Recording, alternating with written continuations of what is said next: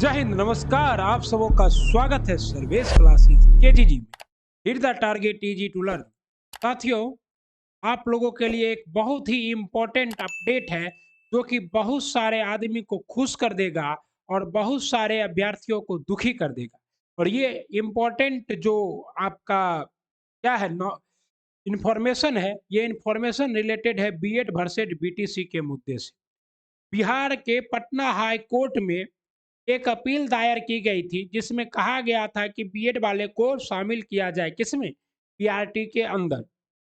Okay, लेकिन Patna high court ने क्या किया, उसे क्या किया, क्या ऑर्डर दिया, इस ऑर्डर को पूरा डिटेल में जानेंगे। पूरी ऑर्डर की कॉपी लगी हुई है, कोई समस्या नहीं होने वाली है। आप लोग बस चैनल पर बने रहिए। चैनल को लाइक सब्सक्राइब शेयर तभी कीजिएगा जब जानकारी आपको दूसरे चैनल से अच्छा, सटीक और सुंदर लगे। क्योंकि मैं बहुत सारे चैनलों पर देखता हूँ, मतलब कोई तो कह रहा है कि बियर वाले को कर लिया गया शामिल, कोई कर रहा है बियर वाले को कर दिया गया आउट, कोई कर रहा है बियर वाले के साथ ये। अरे भैया, अगर आपको टेक्निकल नॉलेज नहीं है, आप सुप्रीम कोर्ट के निर्णय को सही सही पढ़ नहीं पा रहे हैं, समझ नहीं पा रहे हैं, तो आप वीडियो बना के सिर्फ व्यू क्यों कमा रहे हैं। ओके, तो आइए हम लोग लेटेस्ट न्यूज जो है, लेटेस्ट अपडेट जो है बीएड वर्सेज बीटीसी का, ये हाई कोर्ट से फैसला कल ही आ गया था। ओके, लेकिन हमारे पास फैसला थोड़ा लेट से आया। हम आपके स्क्रीन पे ये फैसला लगाए हुए हैं और इसका क्या कर रहे हैं, ऑपरेशन करने के लिए तैयार है। In the high court of judicially at Patna, chief writ judgment case number 8158 of 2023। Okay, आप लोग यहाँ से केस नंबर से भी क्या कर सकते हैं, ऑनलाइन भी जाकर इस सारे जजमेंट को निकाल सकते हैं, ठीक ना। सुबोध कुमार है यहाँ और द स्टेट ऑफ बिहार है, ठीक ना, वर्सेज पेटिशनरी और रिस्पॉन्डर, ठीक ना। Civil writ judgment jurisdiction case number इतना इतना, ठीक। ये सारा कुछ दिया गया है, सब कुछ हमने आपको देखिए सब पैरा में दिया हुआ है। क्लास 1 to 5 के लिए है ये जजमेंट। ओके, इसका हमने पूरा हिंदी अनुवाद भी आपके लिए उपस्थित रखा है। देखिए, सुबोध कुमार बनाम बिहार राज्य। ओके, 2023 का सिविल रीट क्षेत्राधिकार मामला संख्या 9256, टीईटी शिक्षक संघ और बिहार राज्य याचिकाकर्ताओं का प्रतिवादी। ओके, सब उपस्थिति किसका है, तो सिविल रीट क्षेत्राधिकार संख्या इतना, याचिकाकर्ता प्रतिवादी, प्रतिवादी के लिए सिविल कोर्ट, सबों का क्या उपस्थिति है। श्री अरविंद कुमार सिंह अधिवक्ता हैं इधर से, श्री अरविंद कुमार, श्री संजय पांडे अधिवक्ता, श्री विजय शंकर उपाध्याय अधिवक्ता। ओके, अब देखिए क्या है, और केस माननीय मुख्य न्यायाधीश, और ये केस को सुन कौन रहा है, तो पटना उच्च न्यायालय के माननीय मुख्य न्यायाधीश के विनोद चंद्रन। ओके साथियों, मतलब आप समझ जाइए कि इस केस को डायरेक्ट पटना उच्च न्यायालय के चीफ जस्टिस ने क्या किया है, हेयरिंग किया है इस केस का। और उसके बाद जो फैसला आया है वो क्या है, पटना हाई कोर्ट की पत्थर की लकीर है।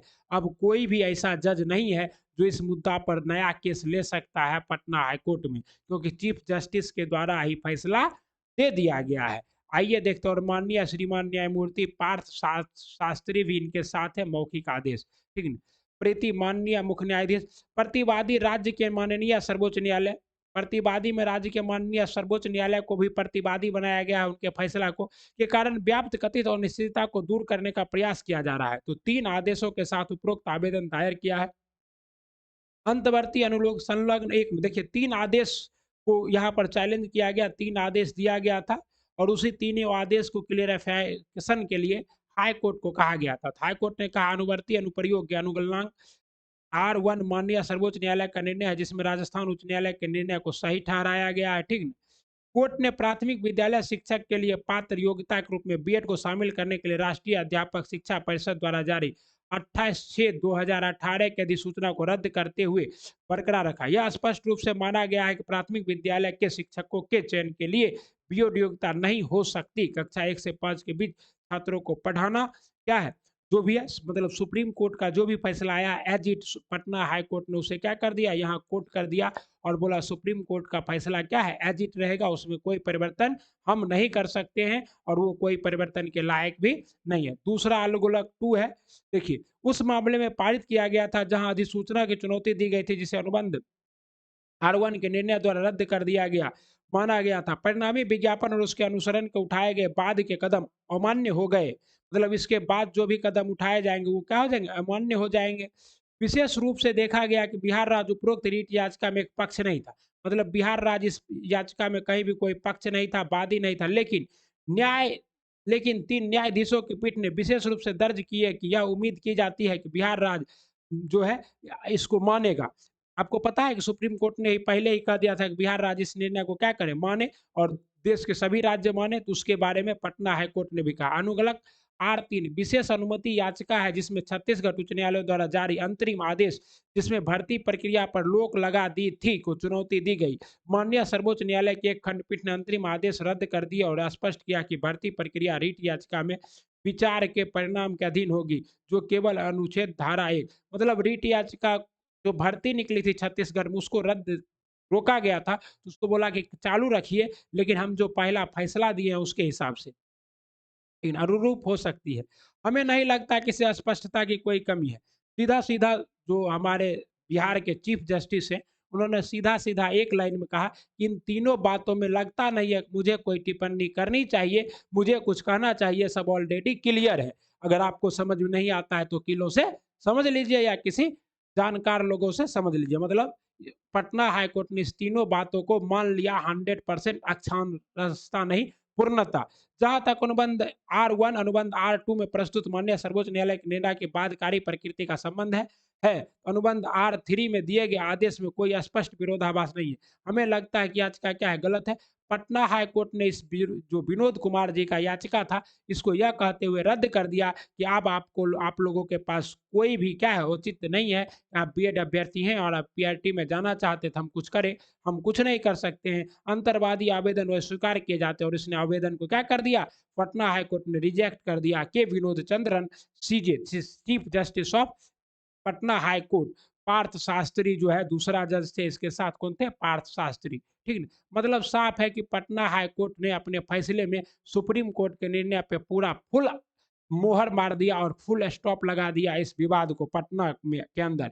अब पटना के अंदर कोई भी छात्र ऐसे नहीं है जो कि चाहे कि इस विवाद में जाए, बीएड बीटीसी को लेकर फिर से पटना हाई कोर्ट जाए। अब पटना हाई कोर्ट के सुप्रीम जज जो है सीजेआई जो है वो डायरेक्ट इस पर फैसला दे दिए हैं। इसका मतलब साफ है कि जितने भी बीएड अभ्यर्थी हैं और उनको अगर लगता है कि उनको जॉब चाहिए जीवन में, वो पीआरटी का लोभ छोड़ के 6 टू 8 में लग जाए, नहीं तो ये वाद विवाद में उनका समय बर्बाद होगा और उनको नौकरी भी नहीं मिलेगी। रहा बीटीसी की, तो बीटीसी वालों को तो जॉब मिलेगी, लेकिन अब सबसे बड़ी समस्या ये है, हमारे पास बहुत सारे फ़ोन आ रहे हैं। बच्चों का फॉर्म वॉर्म भरने में गलती हो गया, वो सब तो चलता है, लेकिन बहुत सारे ऐसे भी छात्र हैं जो दूसरे राज्य के हैं, उत्तर प्रदेश के हैं, खास करके उत्तर प्रदेश के सीमावर्ती जिलों के लोग जो है, पश्चिम चंपारण के, खास करके बेतिया के, ये सब लोग क्या किए, फर्जी आवासीय बना लिए हैं, फर्जी ईडब्ल्यूएस बना लिए हैं, फर्जी जाति बना लिए हैं, फर्जी क्या किए हैं, क्रीमी लेयर बना लिए और आरक्षण का दावा कर दिए हैं। और विशेष रूप से चेक होगा ये चीज़, और फर्जीता पकड़े जाने पर, और अगर आप किसी कैटेगरी में हैं, आपको कैटेगरी में अगर आपका रिजल्ट नहीं होता तो जनरल में आपको सर्टिफिकेट दिखाना ही पड़ेगा और जनरल में आपके साथ समस्या हो जाएगी। मतलब अब क्या है कि जो भी फर्जी लोग हैं उनके गले पे तलवार लटकी हुई। डॉक्यूमेंट वेरिफिकेशन वो जल्द होगा, रिजल्ट भी जल्द आएगी। बस 30 तारीख को जो है आपको पता है कि 30 सितंबर को बीपीएससी 69 का क्या है, 69 बीपीएससी का एग्ज़ाम है। जैसे ये एग्ज़ाम खत्म होगा, चेयरमैन सर और बीपीएससी आयोग जो है उसके बाद बीपीएससी टीआरई की तरफ मूव करेगा। जिस तरह से बीपीएससी टीआरई पारदर्शिता के साथ हुआ था, उसी तरह बीपीएससी का सबसे पहला लक्ष्य है 69 बीपीएससी को पारदर्शिता के साथ करवाना। जैसे ही 69 बीपीएससी 30 तारीख को, आज 28 हो गया, कल 29 है, 30 तारीख को क्लियर होगा। 2-3 तारीख से आपका 9, 10, 11, 12 का रिजल्ट देखना मिलना स्टार्ट हो जाएगा। और हमें लगता है कि 5-7 अक्टूबर से आपका जो है पीआरटी का डीवी भी स्टार्ट होगा। ओके, और उस डीवी में बहुत हार्ड डीवी होगा। ओके, डीवी बहुत क्या होगा, हार्ड होगा, टफ होगा,